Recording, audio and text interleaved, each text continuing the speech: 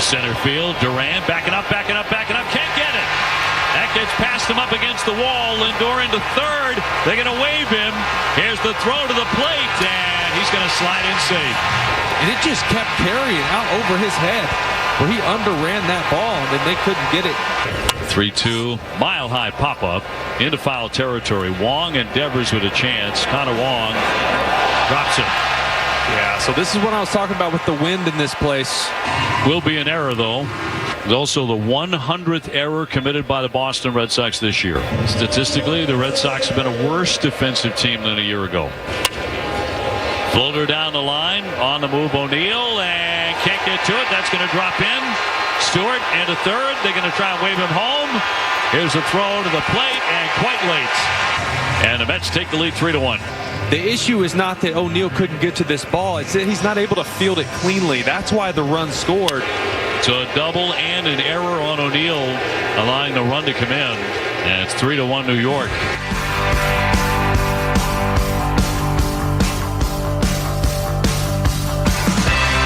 All right, here's where we're going to start on the baseball hour.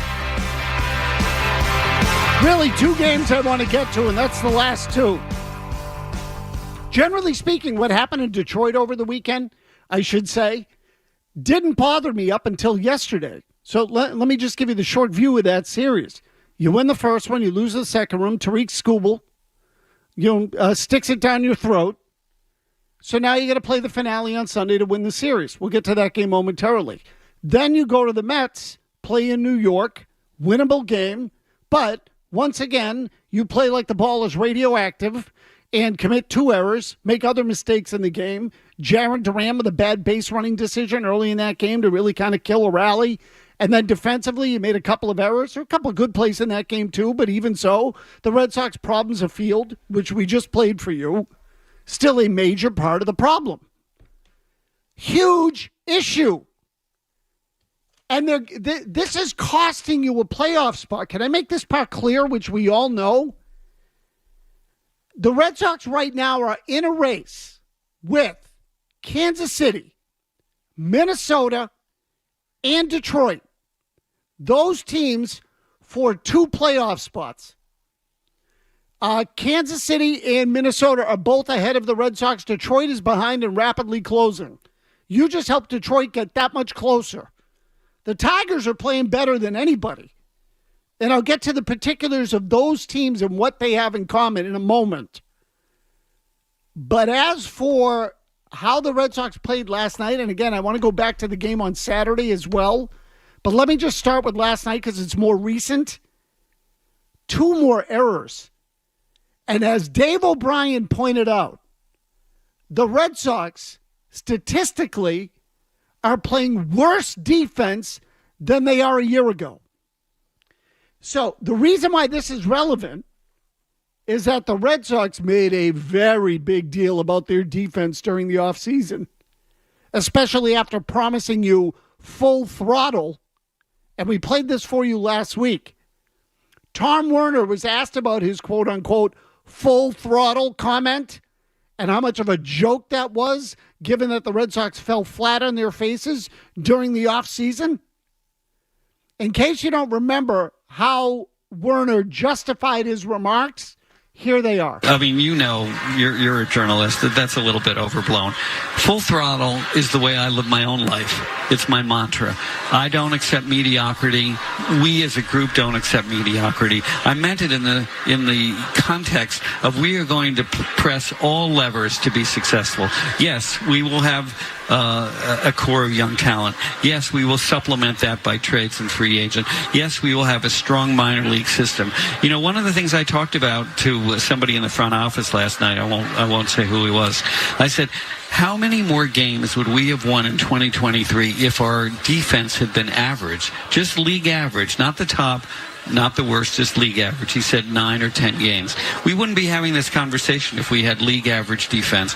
I expect that our defense will improve with stronger coaching, stronger instruction, stronger leadership, just in that one category. So, full throttle for me is let's go and let's prove to everybody that we can be excellent again. Yep, our defense is improved. It improves that we'll be that much better. We'll win 8 or 9 more games. Their defense is worse. Their defense is worse. 2 more errors last night.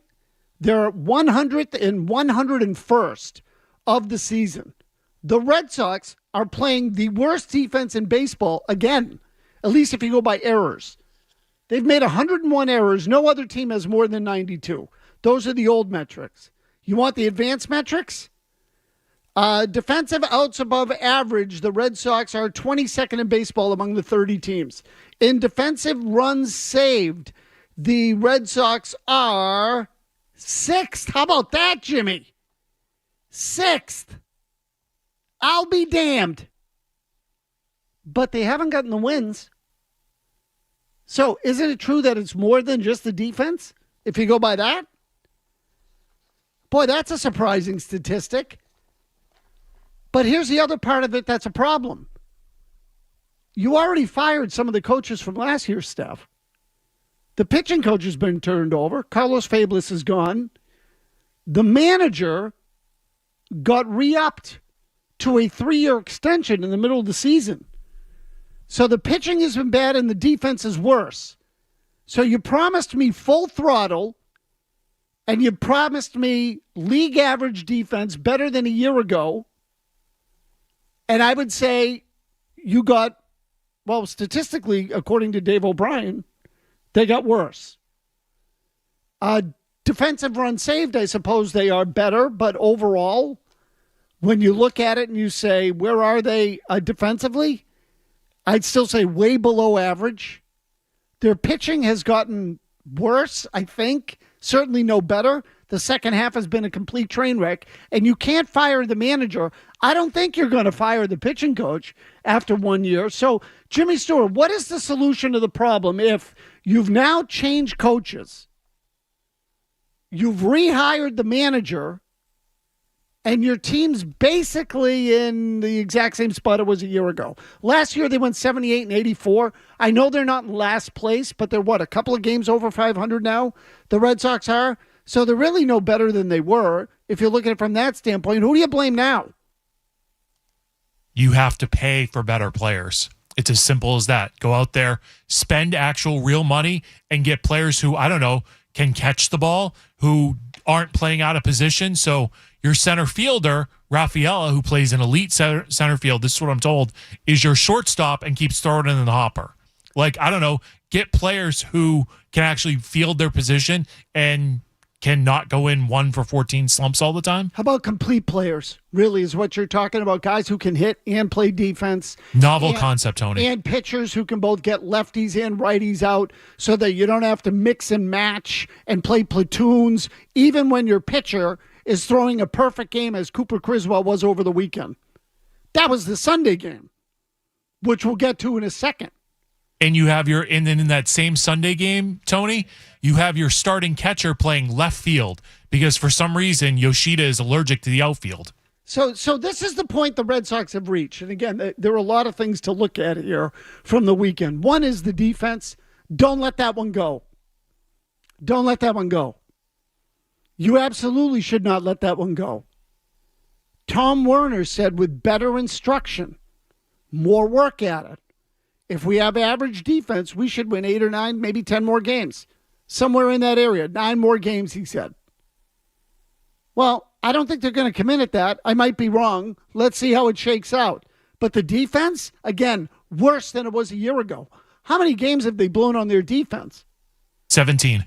And as I look at it, Jimmy, the teams the Red Sox are in the race with, Kansas City, Minnesota, Detroit.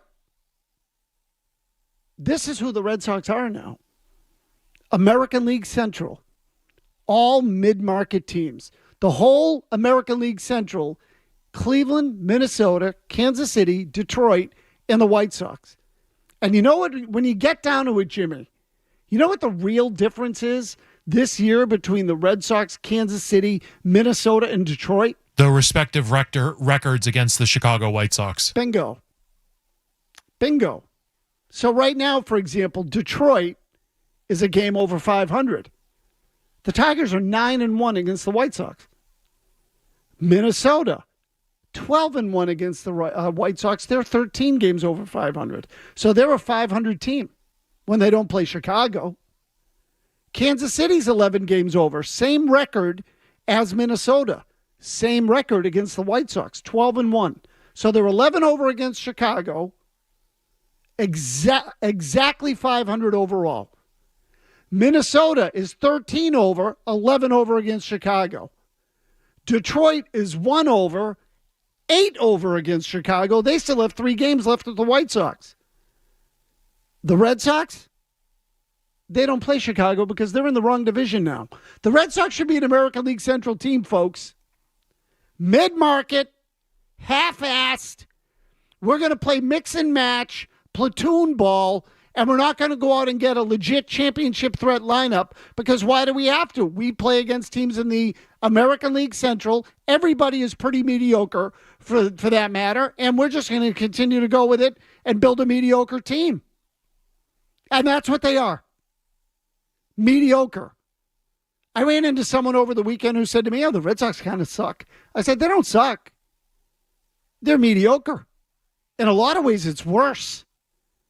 Because if you're one of those people that wants to tank, which you really can't do here, and I don't want to tank, the Red Sox should be able to rebuild and win at the same time. And when I say win, I don't mean win a World Series every year.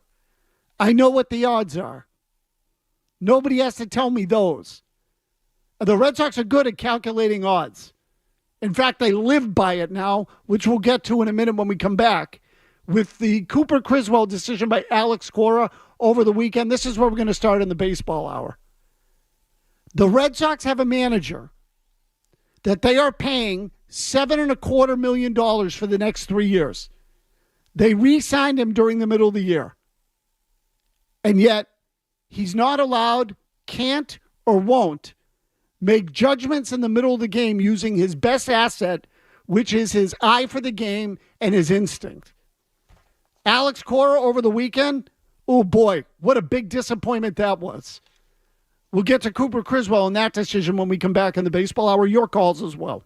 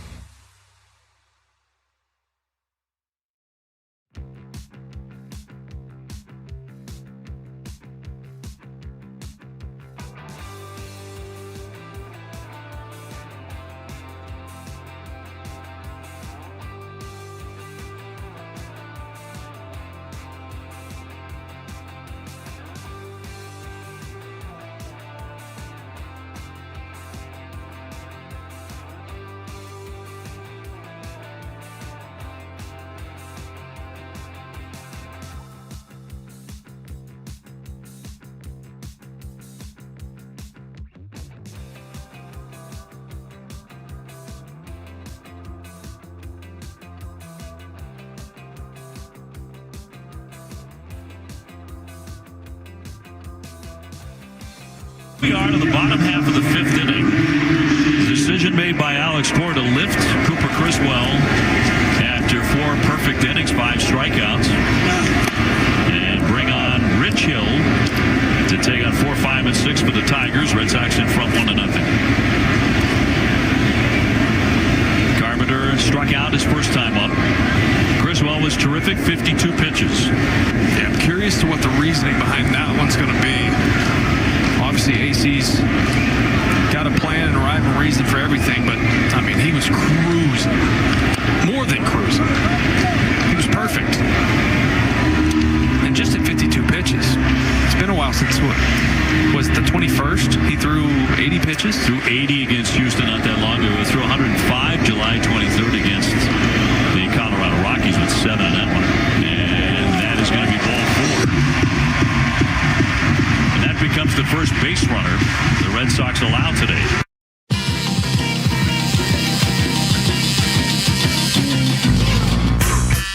Well, we all know what happened after that. So again, let me lay out the scenario for you. Most of you already know this if you watched the game over the weekend. It speaks to a much, much bigger issue in baseball.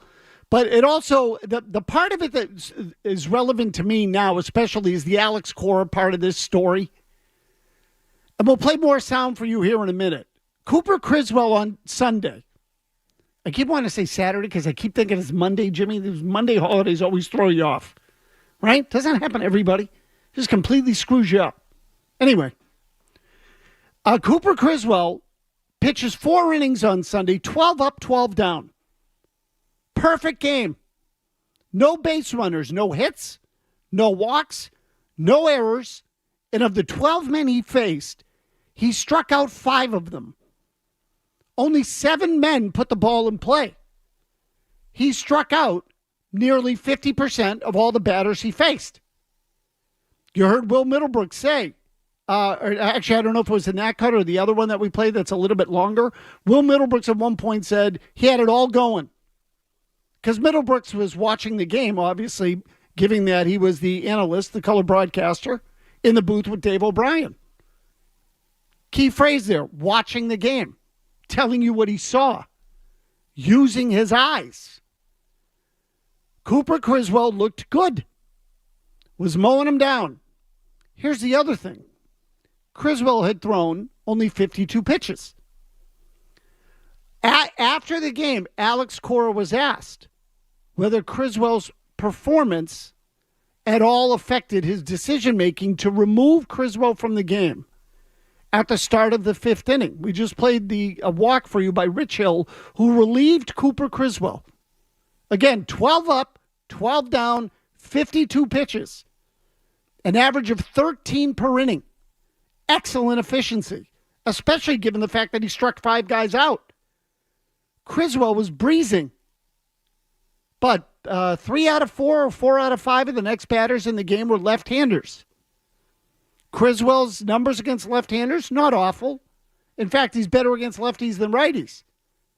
But the Red Sox clearly made a determination that they were going to remove Criswell from the game when he reached the lefties in the Detroit lineup for a second time. To me, that was apparent. So Cora was asked after the game, could Criswell have done anything else to change your approach in the game? I'll tell you what, Jimmy, let's do this in order, if you would. Let's first talk about the decision to remove Criswell, if we could. Let's play that one. That's the way we drew it up. They had a bunch of lefties. He gave us enough, and we went to Rich in that situation. We had a big pocket of lefties, just a righty burn us. So your hope in the beginning was for him to go 4, and then the hope was like to give us as many outs as possible, and then we take advantage of the matchups, and it just didn't work. The fact that at that point let's stop there for a second, Jimmy. So again, you even heard Peter Abraham ask him. So the objective was for him to get 4. He said the objective was for him to give us as many outs as possible. He wouldn't even say 4 innings.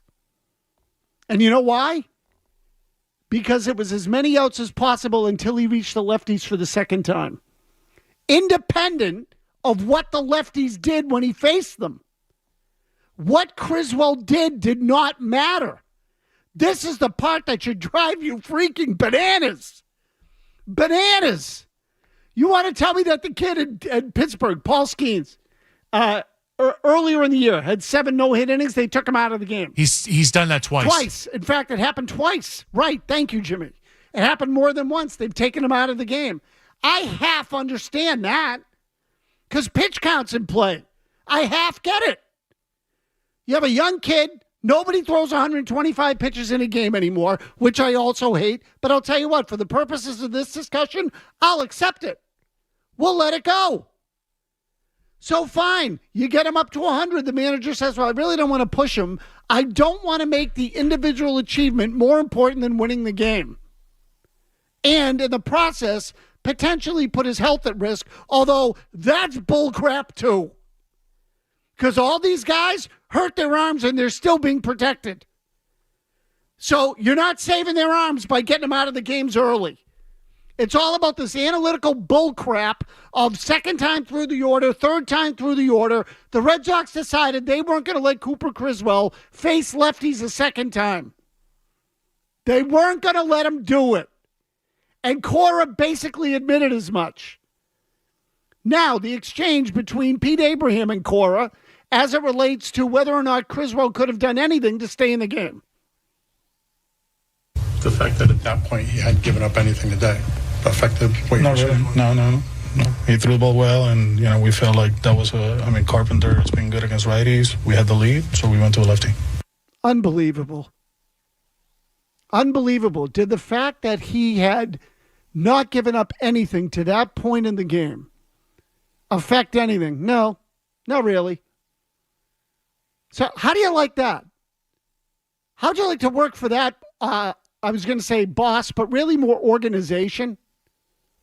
Hey, you've done enough. Well, I'm just getting rolling here. No, you're done. That's enough.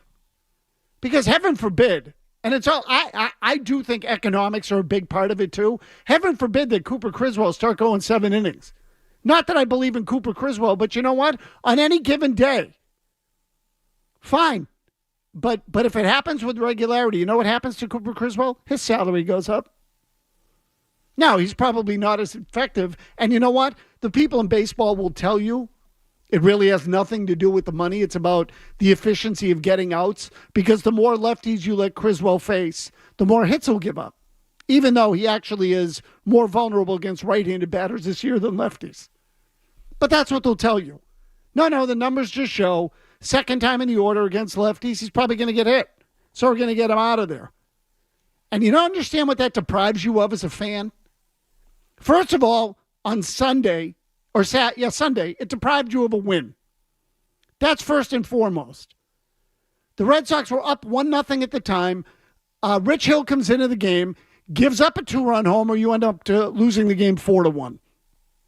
So the Red Sox got too cute because, again, the numbers tell you, paint by number, the numbers tell you don't let Criswell face the lefties the second time. Even on a day where he's facing Detroit and he is freaking dealing.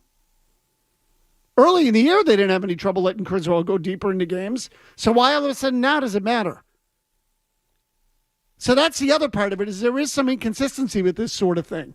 And they weren't stretching him out because he had thrown between 50 and 100 pitches, or I take that back, 80 and 100 pitches in 2 recent outings. He was at 52 through 4 innings. They were up 1. They couldn't even let him face the first lefty just to see whether it was still going to keep going. They couldn't do that. They had to pull him, bring in Rich Hill, who was coaching his kids' Little League team as recently as a few weeks ago. So that's the other part of the story. And was pitching on the third day of the last 4. Third game in the last 4 days. So this is another one, Jimmy. They brought in a guy who hasn't been pitching all year, who last year really wasn't all that dominating against left-handed batters. I mean, he eliminated home runs against lefties and would pitch 3 times in 4 days. How does that make sense? It's really about which analytics you choose to believe. And the Red Sox clearly chose the wrong ones. What a stupid way to lose a game. Stupid. God. Nice that you're paying the manager $7.5 million for that. Oh, and then there's that, Jimmy. Thank you. Thanks for bringing that up. 3 years, $1.75 million for Alex Cora to do what? Babysit? So why give him that contract if you just want a guy who's going to paint by numbers? I can read the stat sheet. I could have made that decision because there is no decision. Just do what the stat sheet tells you. Ridiculous. Frank in Boston. Frank, go ahead. Yeah, so I share your sentiments about the Criswell thing. What you just alluded to, I have a bigger picture question about what Cora actually does here. Clearly, it seems he's not allowed to make in-game decisions like when to pull the pitcher. One would think in sports the manager hires his assistant coaches, but it seems Breslow hired Andrew Bailey. I also struggle to believe Cora likes the pitching backwards spinballing thing either, but he has not changed that one bit in the slightest, neither fired Bailey nor made him modify the approach. The fielding, as you alluded to, awful. So what do you think his job description is? What do they expect him to do? And what's the $7 million a year for? To me, it seems like they could just hire an order taker from McDonald's to do the same thing for less money, although the PR would not be as good, and it would be hard to call that person the face of the franchise. So maybe I just answered my own question. Well, so Frank, exactly right. Exactly right. See, ownership and management knows that the fans like Cora, but they don't want Cora making decisions in the game anymore, even though that's what he does best. Cora's strength is being able to read the game. You know, this guy looks good at the plate. How many times have you heard Cora say during the course of the year, boy, he looks locked in right now, or I'm going to send a guy up there to hit lefty versus righty platoon. I'm going to send that guy up in this matchup because he's seeing it pretty well right now. He did it recently with Yoshida. You get the idea. Cora looks at it and says, no, I'll take that matchup. I can get left first, right there. I'm good. I'll do that one. And then all of a sudden he's got a guy mowing him down and he follows the script. Should I mention that he seemed earlier in the year to be willing to manage against the grain? Remember early in the year, Jimmy, what game was it when the Red Sox had that rally where they didn't have the benefit of a home run? It was all putting the ball in play, scrapping it, you know, just a scrappy, gritty lineup, walks, contact, and Cora says, well, we're putting the game in play. I know some people don't want to see us play that way, but I'm the manager. That's how we're going to do it. What happened to that guy? What happened to that comment? He got paid. He got his hush money. Interesting. So that's what it is now? It's that simple. Cora gets his money, so he's not going to fight back anymore. He got his contract, and they're going to pull Cooper Criswell from the game when he has literally been perfect. 12 up, 12 down, 5 strikeouts, no hits, no walks, no errors. No base runners for the Tigers. Let's take that guy out of the game after 52 pitches. And I know the owners and the executives don't care about this anymore, but they should. From an entertainment value standpoint, that sucks. Talk about ruining the game. And I was getting to this earlier. The financial consequences of this are massive, which is another reason the owners like it. Who needs to pay starting pitchers when you're going to pull them after 2 or 3 times through the order anyway? Who's going to do that? Why pay those guys? Oh, they love it. They've ruined the sport. Sunday was proof. They've ruined the sport. And the thing is now, they're all buying in. Every one of them. Including Alex Cora, who I happen to think is one of the better baseball guys you'll ever meet. But that is now apparently something you don't want to be called.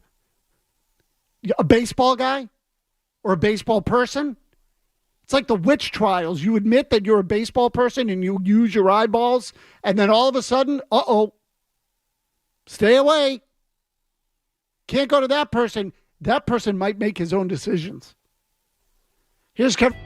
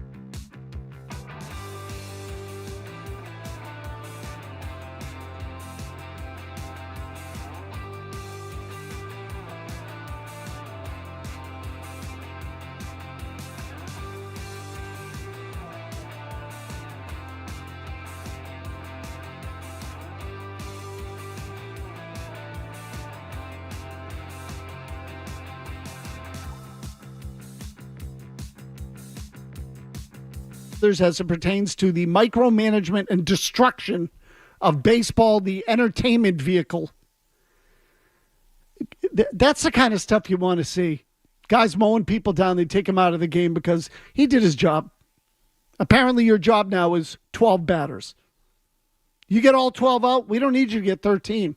Less than half the game. Think of that. Especially when your bullpen's been an arson squad. Max in Medford. Go ahead, Max. Yeah, Mazz, you're on fire. You're preaching to the choir. The whole reason with that Alex gives, it just doesn't even make sense. I mean, that's how he drew it up. Are you kidding me? No one wants to hear that, and we're smarter than that. I mean, if the shoe was on the other foot and Criswell gave up 10 runs in the first inning, he would have yanked him right away. And you touched on the bullpen just then. If analytics is how they're going to make decisions, then where does the bullpen having the highest ERA in baseball factor into their grand equation? Can someone answer that for me? Because I don't know. These analytics guys need to get out of the game of baseball and go back to math class. That's it. I'm done. Yeah, so Max, that's the thing too. Is like, you know, you look at it and you say, well, all the analytical decisions are built and based on a large sample. This is what it shows. The number shows that Cooper Criswell against left-handed hitters going the second time through the lineup, or what have you, just in general. Let's keep it simple, and I'm sure they have more detailed data. I don't have any question about that. But they look at it and said, Cooper Criswell against lefties, if you let him face the second time through, the OPS is going to go up. Although, I'll tell you what, I looked at it per at-bat, per time through the order with Criswell. It basically stays the same the second time. In other words, if you had concerns about Cooper Criswell facing left-handers, you should have had them the first time through the lineup. The numbers the first time through, the second time through, really aren't that different. And again, I'm picking out the overall numbers on Criswell. Right-handers have more of a chance to do damage against them based on the numbers that are in his baseball reference profile. And again, I know that the Red Sox have deeper data than that. I get it. The guy went 12 for 12. You take him out on a day where he might have it all going and working? That just doesn't make any sense to me. And I'm sorry, I do believe, and I said this earlier, I do believe that the economics are a part of it. This is a point of contention with the Major League Baseball Players Union, and it should be. Years ago, and I've asked this question a million times, I'll tell you what, before I even get to that, let me say this. What if Criswell had been pitching against the Red Sox and he were taken out of the game? What would you say? Jimmy Stewart, what would you say? I would throw my arms up in celebration, be like, yup, that's a dumb move by the other team because this guy was perfect going through the lineup. Now let's go. The other team just did you a favor. They did you a favor. This guy was dealing. They took him out. I guarantee you they would be looking at it and going, or at least most people would, saying, ooh, did us a favor. We were having trouble. This guy actually looked pretty good in the early part of the game. They took him out. Dumb. Morons. Idiots. Idiot. The Red Sox were that team on Sunday. Astonishing to me that they would do that. On top of what the caller said, their bullpen sucks. In fact, they got some guys down on top of it. Their bullpen stinks. Tony, their bullpen ERA, they being the Red Sox, since the All-Star break is 6.31. That is number one worst bullpen in baseball. And I believe the White Sox are under 6. And by the way, if this is all true, the game where Brian Bayo went 8 innings, how come they let him go 8 innings? Why did they let Bayo do that? Well, the analytics must have shown that he's good going into the 8th inning, right, Tony? Okay, because Bayo's numbers this year against lefties have kind of sucked. He hasn't been good enough. But it wasn't against those lefties, Tony. Oh, I see. So really you can make the numbers say anything you want at any given point in time. That's really what it comes down to. Numbers are for people who lose. I just think it's completely asinine, but back to the economics. So, and again, this was a point of contention. It has been a point of contention with the union, and it should be.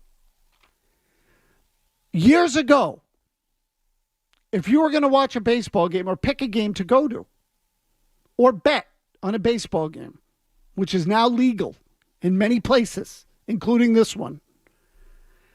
Red Sox are playing the Mets tonight, Jimmy. If I say who you're going to bet on, what's the first question you ask? Who are the starting pitchers? Who's pitching? Correct. Tonight it's Cutter Crawford against David Peterson, in case you're wondering. David Peterson, left-hander, 8-1, 2.83 ERA. Red Sox have had difficulties with lefties. Feels to me like tonight, I personally would bet on the Mets. I agree. You're right, Mazz. I would just go with that. Crawford has had some trouble keeping the ball in the ballpark. So I like New York tonight. But you know where the flaw in that argument is now? Starting pitchers don't stay in the game very long. In fact, you'd be lucky if they pitch half the game. Now, the game can get decided early. I don't mean to say that that's not entirely relevant, because there is some relevance to it. But who knows what the plan is for Cutter Crawford tonight? And a guy like Cutter Crawford, if he goes 5 innings his entire career and he's a mediocre pitcher, the Red Sox say, I can find another guy like you, and they let him go. So you know what their goal is? It feels like to turn everybody into a Cutter Crawford. You just let him walk, because we're going to decide the game in the bullpen anyway. We're going to pull him. We're not going to let him face the lineup a third time through. So what the hell is the point in putting an emphasis on starting pitching? So you have to be borderline supernatural as a starter. Paul Skeens. You got to be that guy in order for a manager or organization to say, we're going to let you do a little more. And even then, they'll pull you out of the game when you throw 95 pitches. So you know what happens when that guy becomes a free agent at age 30? The Red Sox decide that he's past his prime and they're not going to spend money on pitchers in their 30s anymore, because they did it with David Price. It was a mistake. They did it with Chris Sale. It was a mistake. Completely overlooking the fact that they didn't do it with John Lester, and it was a mistake. So I would argue you can still make the mistake in any way, shape, or form. And you know what? The data makes a lot of mistakes too. So does the effing computer. Lots of mistakes. Computers break down. Systems fail. But somehow nobody wants to look at that, all because what? Everybody's in the CYA business of just cover your ass and I can at least justify to the owner. Well, look, this is what the number said. I just went by that. That's what Dave Roberts does out in L.A. It has saved his job. Even though if you ask me as a game manager, he sucks. I'd take Alex Cora over him every single time. But he can go to the owner with the data. And that's what the owner understands. It's tough for you to explain the other things. 617-779-0985. We'll wrap it up when we come back on the Baseball Hour. Stay tuned for more of the Baseball Hour.